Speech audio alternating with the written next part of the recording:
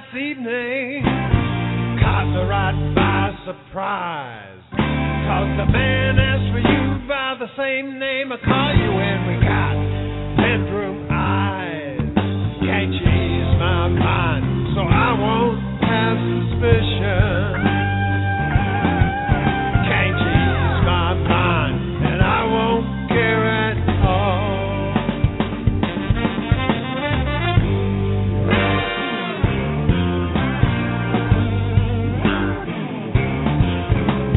Strange phone calls in the evening ain't the type of thing that I can buy.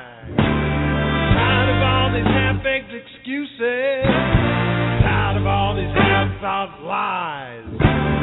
Maybe you don't think I notice, maybe you don't think I care. But you're walking a line, better make up your mind and choose what you're looking for. So you can ease my mind and I won't have suspicion. You can ease my mind and I won't care at all.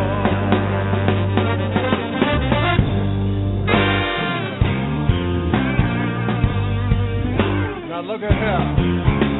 I don't like that guy in the worst way. I know it feels the same way too. I don't know when it's gonna happen, but something's gonna happen soon. 'Cause when I see him around, I'll send her downtown, heading for the ICU. You better ease my mind so I won't have suspicion. You better ease my mind before I shoot this fool. I'm gonna shoot him.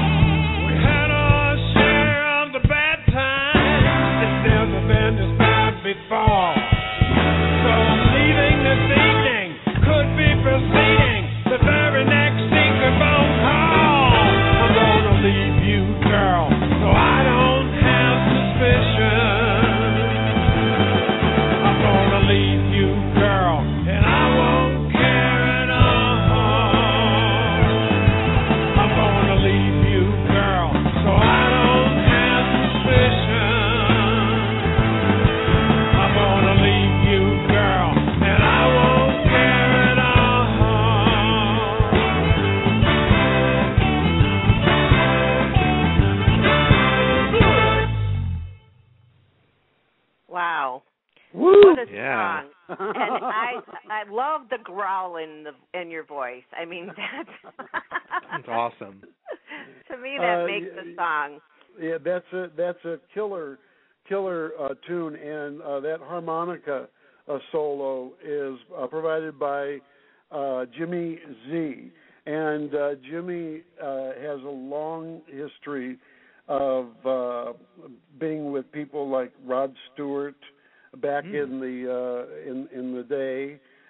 He played for the Eurythmics for a number of years and albums, and also was with the Etta James Band for about 7.5, 8 years, did a number of her CDs with her. And then he sits in and plays with Blowin Smoke every once in a while. But Jimmy is one of the premier harp and tenor sax players in the world, actually. And he's in Europe right now touring, doing a duo up in Sweden where he's playing harmonica with a Swedish slide guitar player.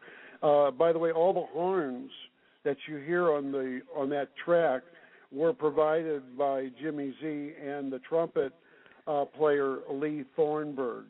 And Lee, Lee's famous also. He plays with Bruce Springsteen and a number of great artists out there when they need a top of the line trumpet player and arranger. It's Lee Thornburg. And between those two guys, they laid out as many as between 4 and 6 horn tracks per song as needed. Nice. So they play multiple tracks. And nice. By the way, the keyboard player on the entire CD is another very, very close friend of mine, John J.T. Thomas. And he's been Bruce Hornsby's keyboard player, even though Bruce plays keyboard. He's been playing with Bruce for 20 years. He goes out with him on tour every summer. And also plays for Rita Coolidge and Albert Lee, the guitarist. JT is one of the premier keyboard players in the country also. Nice. And then the drummer is Chris Ross.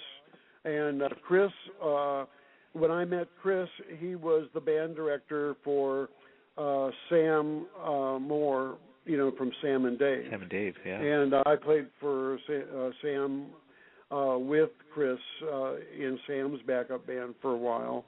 And then Chris played in Blowin Smoke for 6.5 years. And I brought him in to do the drumming for Sky King. And other than those guys, all the lead vocals, by the way, on the Sky King CD are done by one voice, by one guy, and that's the lead guitar player, Walter Marasco. He wrote all the lyrics and half of the music, and I wrote the other half of the music. I do background vocals on the CD and sometimes some harmony lead vocals, but as far as the actual lead singing, that's all Walter Marasco. The rhythm guitar player is his friend Garth. He does all the rhythm tracks, and I do all the bass tracks and the producing. Now, is that track typical of the sound of Sky King? Is that what we're going to hear a lot of in the album? No, not at all. In fact, the approach of Sky King was more sort of like, in a way, it's sort of like one of the groups that I played in that was extremely famous across the world, and that was the group Spirit. And Spirit was known for its eclectic sound that was mixing jazz with folk, with rock, with blues, and sort of melding it all together in different songs and stuff. And that is very similar to the 13 tracks that you'll listen to of Sky King. There are some that sound like blues, some that sound like a little bit like swing blues, but there's some nice, good hard rock songs on that CD, such as "Waiting for My Baby," and "Poorhouse," the opening track of the CD. So a little more to the rock feel of things, and then there's ballads on there, and there's a lot of different type of musical movement going on throughout the entire CD, from song 1 all the way to the very last song on the CD, which is called "Alone." And I think there's going to be a lot of interesting response from different markets because of the songs that are on the CD. They appeal to different areas, very much so. So, all you can do is record from your heart and throw it out there and see what sticks. It's interesting. Now, as you mentioned, Spirit, you were in Spirit, more of a rock band. Then you made the shift to blues with Blowin Smoke, and now back to rock. So, what made you shift into the blues genre back in those days? Well, the blues is I first of all, let's start. I'll start at the beginning when it comes to the blues, because I'm from St. Louis, and in the years that I was growing up, and in the years that I was 14, 15, and 16 years old, we're talking about 1958, 59, 60, and 61, and that was the beginning of rock in itself in those years. But in St. Louis, we had a black radio station called KATZ, and every night, if you listen to the black radio station, you will hear them broadcasting from local nightclubs. The following bands would be playing live over radio: Little Milton, Ike Turner, Chuck Berry, Albert King, And when I was 14 years old and I would turn the radio on and I'd hear this music and these guys playing live, I couldn't help myself. I'd put on my big boy clothes and clean up and find a ride, and I'd sneak into these nightclubs by the time I was 15 and listen to these guys playing live. And it was the most thrilling thing I could possibly imagine for that time of my life. And I had been a schooled musician. I started in playing classical music in school very early on, where I played violin and viola and upright double bass and all that. But playing in a nightclub, that was my fantasy. That was what I wanted to do. And I had to play a guitar or electric bass in order to do that. So I went out and I bought one of each. And I learned, because I knew how to play the upright bass already, so learning the electric bass wasn't that difficult. But learning the guitar was something that I never went to a teacher for. I learned from the blues players right there in St. Louis.